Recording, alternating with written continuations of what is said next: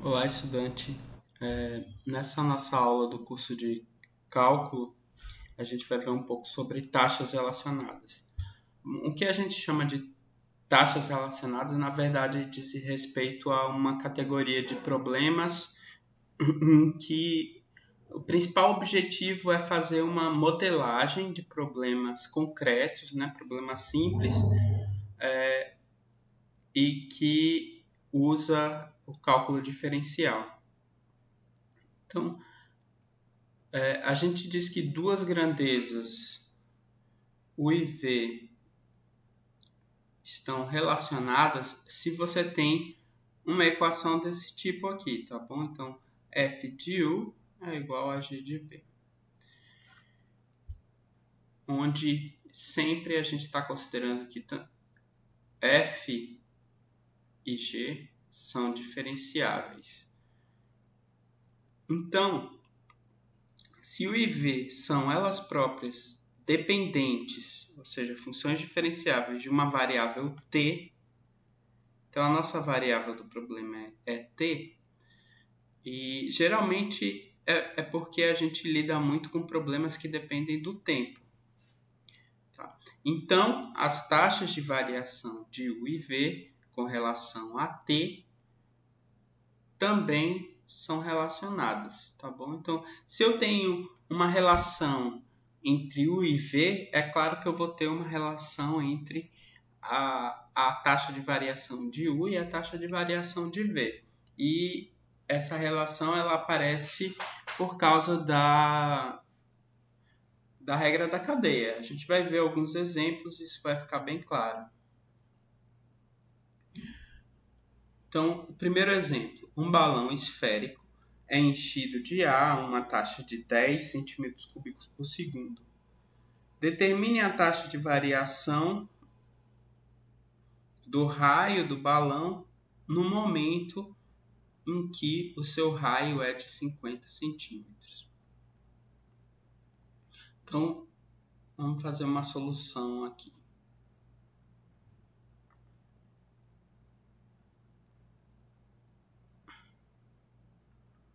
As grandezas que a gente está lidando nesse problema são o volume do balão e o raio. Claro que à medida que o balão vai se enchendo, tanto o raio como o volume vão aumentando. A primeira coisa que a gente precisa estabelecer é qual é a relação que existe entre o volume e o raio. Para isso a gente tem a fórmula do volume da esfera. Lembrando sempre que o volume depende do tempo, ele muda com o tempo. O volume da esfera é 4 terços de π r ao cubo. Agora, o volume muda com o tempo, à medida que o balão vai sendo enchido, e o raio também depende do tempo. Então, a gente fica com essa fórmula aqui. Então, derivando, e a nossa derivada aqui é com relação à variável t, tá bom? Derivando, a gente fica com v' de t é igual a 4 terços de π. Aí agora eu preciso derivar essa componente aqui, que é o r ao cubo de t. Bom, usando a regra da cadeia, a derivada disso vai ficar 3r ao quadrado de t vezes r' de t, certo? E aqui eu estou usando a regra da cadeia.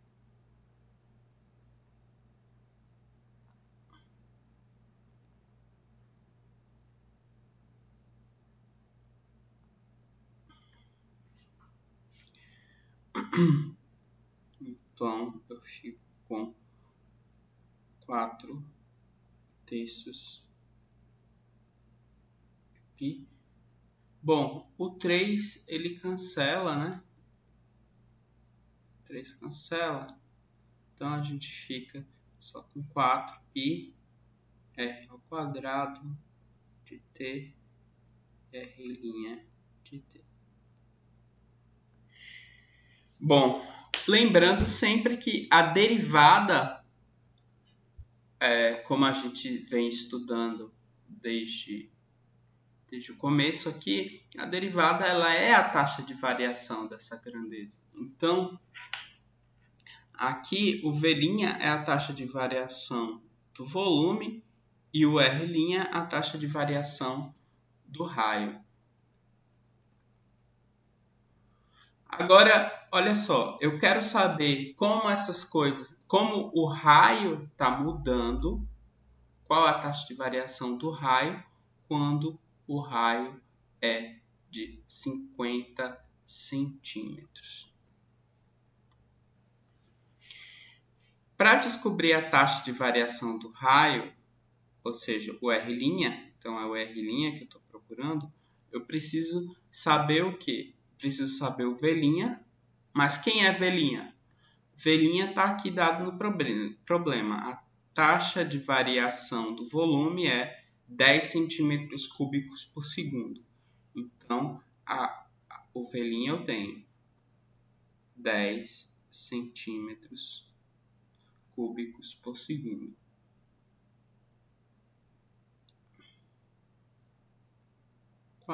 π.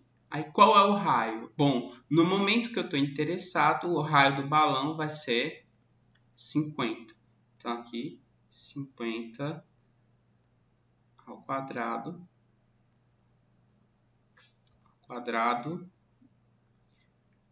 e aqui o R' que é o que eu estou procurando. Então isso me dá que R' é igual a 10 sobre 4π, aqui 50 ao quadrado dá 2.500, né? Tá bom? Então, isso 4 vezes 25, 100, né? Então, 1 sobre 100, 1000, na verdade, 1000π. Então, a taxa de variação do volume do raio nesse momento é de 1 sobre 1000π. Aqui, a unidade que a gente está usando é centímetros, certo? Por segundo. Então, tá aqui a resposta do nosso problema. Então, nota que a taxa de variação do raio, embora a taxa de variação do volume seja constante, a taxa de variação do raio ela não é constante. Então, esse valor que a gente obteve, ele é a taxa de variação do raio exatamente no momento em que o raio tem 50 centímetros. Tá? Então, para outros valores do raio, a taxa de variação do raio também vai mudar. Vamos ver outro exemplo agora. Uma escada de 5 metros de comprimento está escorada em uma parede vertical. A base da escada desliza afastando-se da parede a uma taxa de 1 metro por minuto. Qual a taxa com que o topo da escada desliza verticalmente quando a distância entre sua base e a parede é de 2 metros?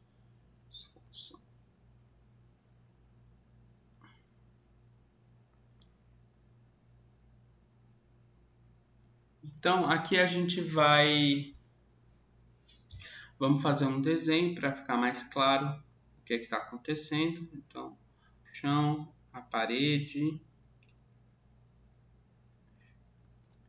e aqui a escada. A escada está escorada aqui, uma parte na parede, o topo está escorado na parede e a base está no chão. Só que essa escada ela vem deslizando, então a base dela está se afastando da parede a uma velocidade constante de 1 metro por minuto.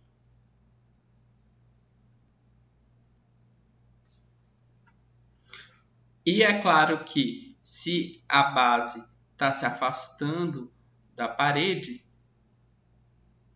o topo dela está caindo, está descendo aqui. Então, há uma velocidade aí.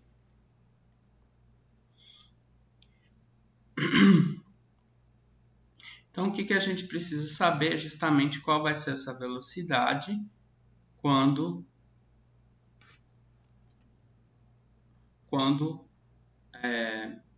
a distância entre a base e a parede é de 2 metros. Então, a gente quer saber a velocidade com que o topo da escada está caindo num momento específico em que a distância entre a base da escada e a parede é 2 metros. Como é que a gente faz isso? Primeiro, a gente precisa criar um modelo para esse problema. Como aqui nosso problema envolve distância, então a gente precisa formular esse problema em termos da distância primeiro. Aqui, claramente, a gente tem um triângulo retângulo. Então, comprimento da escada, que é 5 ao quadrado, a gente sabe pelo teorema de Pitágoras, que é igual a altura, essa altura aqui, H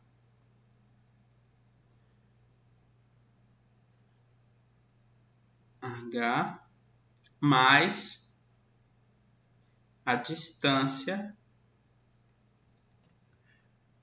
H ao quadrado de T mais a distância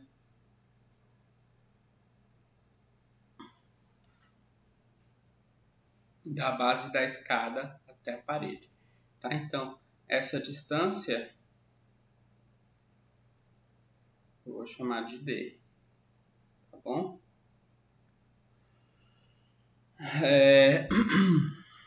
Nota que tanto a altura como essa distância, elas dependem do tempo. Quanto maior for o tempo, mais a escada deslizou. Maior é D e menor vai ser H. Tudo bem. Então, a gente já tem essa relação entre os dados do problema. Como a gente quer saber a taxa de variação, então a gente precisa derivar essa equação. Derivando, aqui como eu tenho uma constante, a derivada desse lado esquerdo é 0, a derivada do lado direito aqui vai ficar 2 pela regra da cadeia, H de T, vezes H' de T,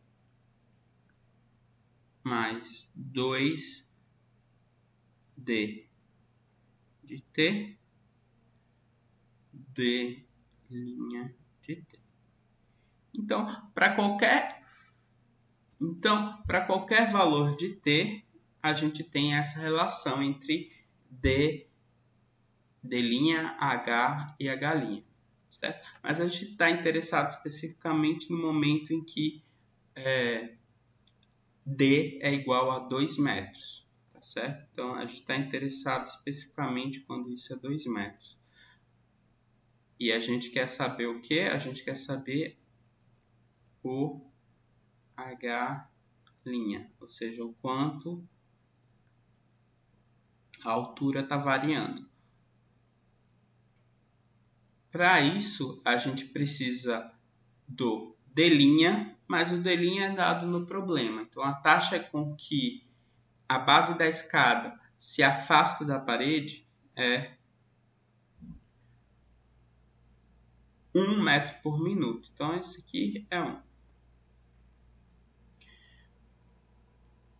Resta ainda, para a gente poder calcular o H', saber quem é H. Então, isso a gente precisa saber agora. Bom, aí eu volto para essa fórmula aqui, né, do Teorema de Pitágoras. Então, como eu sei que nesse momento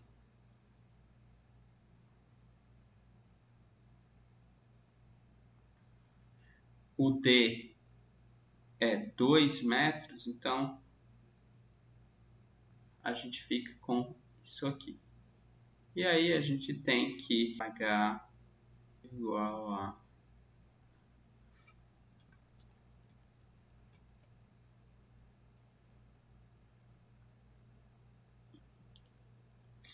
igual a raiz de 25 menos 4. Aqui a gente está interessado sempre no H positivo. Então, raiz de 21.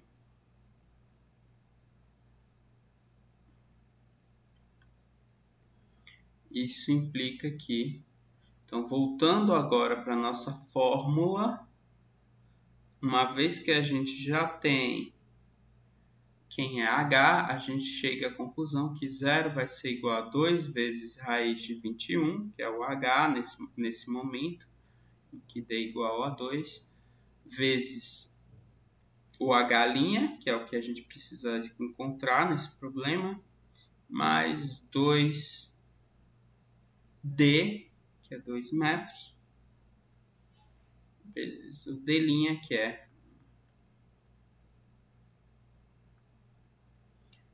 0 igual a... Aqui o 2 eu já vou simplificar, então raiz de 21, H' de T, mais 2, simplifica aqui, H'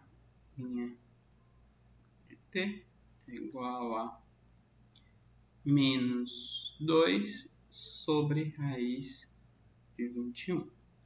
Como a unidade que a gente está usando é metro e a unidade de tempo é minuto, então metro por minuto. Olha só, a gente obteve aqui que a taxa de variação da altura é negativa. Então, quando a derivada de uma função é negativa, quer dizer que ela é decrescente. Isso é razoável, por quê? Porque no nosso problema a altura de fato está diminuindo à medida que o tempo passa. Então, o H' tem que ser negativo mesmo. Então, tá ok. Agora vamos para outro problema aqui, que é o seguinte. Uma roda gigante de raio 3 metros gira com velocidade angular constante, ω igual a π sobre 6 radiano por minuto. Calcule a velocidade da sombra de uma das cabines da roda gigante quando está a 1,5 metros de altura ao meio-dia. Né? No meio-dia a gente pensa que o Sol está a pino. Então os raios de Sol eles são perpendiculares, né? Incidem de forma perpendicular. Né? Isso quer dizer que a sombra projetada diretamente é abaixo aí da cabine, né? Então,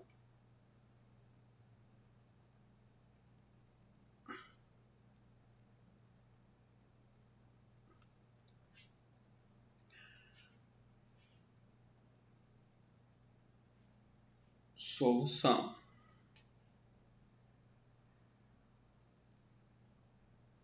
Então, aqui a gente tem a roda gigante.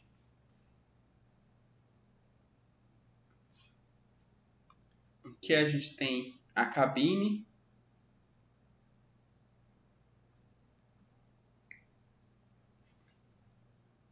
Centro da roda gigante. O que o problema está dizendo é o seguinte. A cabine está Aqui está o chão. E aqui está aqui a sombra, né? Vou fazer de outra cor. A sombra aqui, que é o que a gente está interessado. A sombra da cabine. Esse raio, o problema já diz que o raio é 3 metros. A altura que a cabine está essa altura é 1,5 metros. A velocidade angular, vamos pensar que ela está girando aqui no sentido que ela está girando. Vamos pensar que ela está girando no sentido anti-horário. A velocidade angular é ômega igual a π sobre 6 radianos por minuto.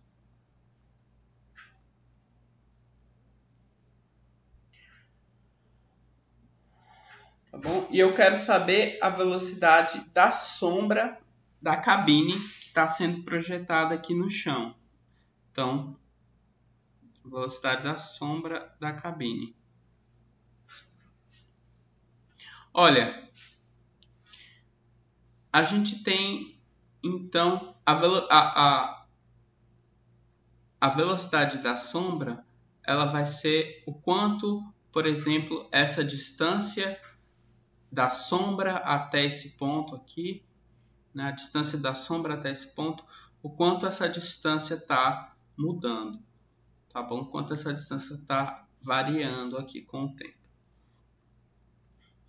A gente também vai precisar considerar esse ângulo aqui, entre a horizontal e o raio da roda gigante que toca lá na cabine. Então, isso aqui eu vou chamar de θ. Lembrando que a taxa de variação do ângulo é justamente a velocidade angular, que nesse caso é π sobre 6 radianos por minuto. É constante a velocidade angular. Então, vamos lá. Vamos escrever D em termos dos nossos dados aí. D, que varia com o tempo, claro. A distância da sombra até esse ponto aqui que eu escolhi, essa distância vai variar com o tempo à medida que a roda gigante gira. Vai ser o raio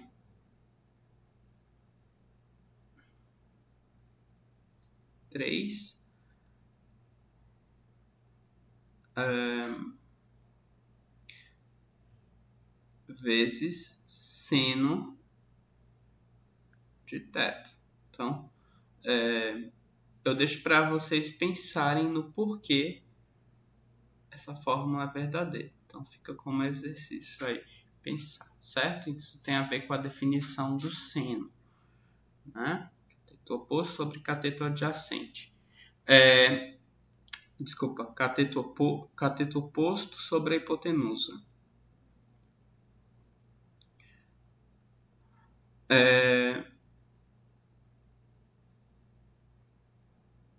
Agora a gente precisa... e o θ também depende do tempo, tá bom? Então o ângulo θ depende do tempo. Claro, à medida que o tempo vai passando, o θ vai mudando também, né? A roda gigante está girando.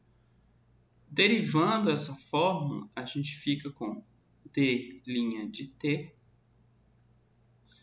é igual a 3. Aí, a derivada do seno é o cosseno de θ, t. Pela regra da cadeia, sai o θ' aqui de t.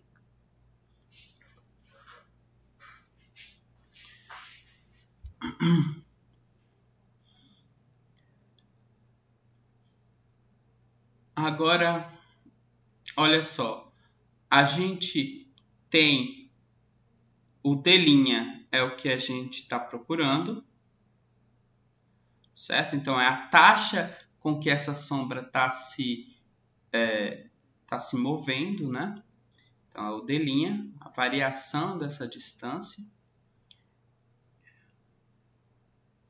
O θ' é a taxa de variação do ângulo, isso é dado.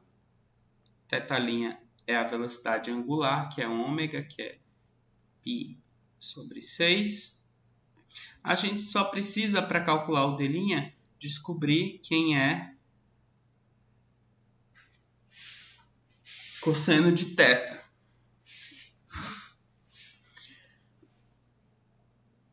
Olha só, cosseno de θ aqui. Como essa distância, a altura da cabine é 1,5 metros, então, e o raio aqui é 3, então aqui eu tenho 1,5, daqui até aqui, e daqui até aqui também vai ser 1,5. Então, eu tenho um cateto aqui, a hipotenusa é o raio da roda gigante, né? E o cosseno, então, é cateto adjacente, que é 3, sobre cateto adjacente, que é, na verdade, 1,5, sobre 3. Certo? Então, o cosseno de θ, nesse momento em que a gente está interessado, é 1,5 sobre 3, que é 1/2. Então, isso implica que T' T é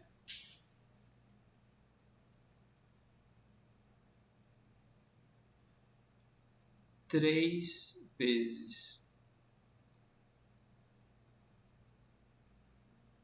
meio vezes π/6. Então, aqui a gente fica com π/4, a nossa unidade de espaço, que é metros, e a nossa unidade de tempo, minuto. Então, π/4 metros por minuto. Essa é a velocidade da sombra da cabine nesse exato momento em que a cabine está a 1,5 metro de altura. Claro que, de novo, a velocidade da sombra da cabine ela é variável, certo? Então, essa velocidade que a gente calculou é a velocidade em um momento específico, que é o momento que é considerado na questão. Bom, então, os problemas de taxa relacionada, como eu falei, são sempre assim. Em geral, a dificuldade que existe é em modelar o problema, em criar o modelo matemático, nesse caso aqui, né? Por exemplo, essa formulazinha. E a partir desse modelo, você, através da derivação, você consegue achar a relação entre as taxas de variação envolvidas no problema. Bom, no livro do Stewart, que é uma das nossas referências aqui no curso, ele tem uma seção só sobre isso, com vários exercícios de taxas relacionadas, e eu recomendo que vocês façam todos esses exercícios.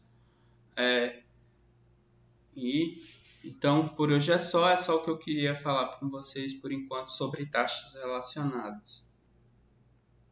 Até a próxima aula.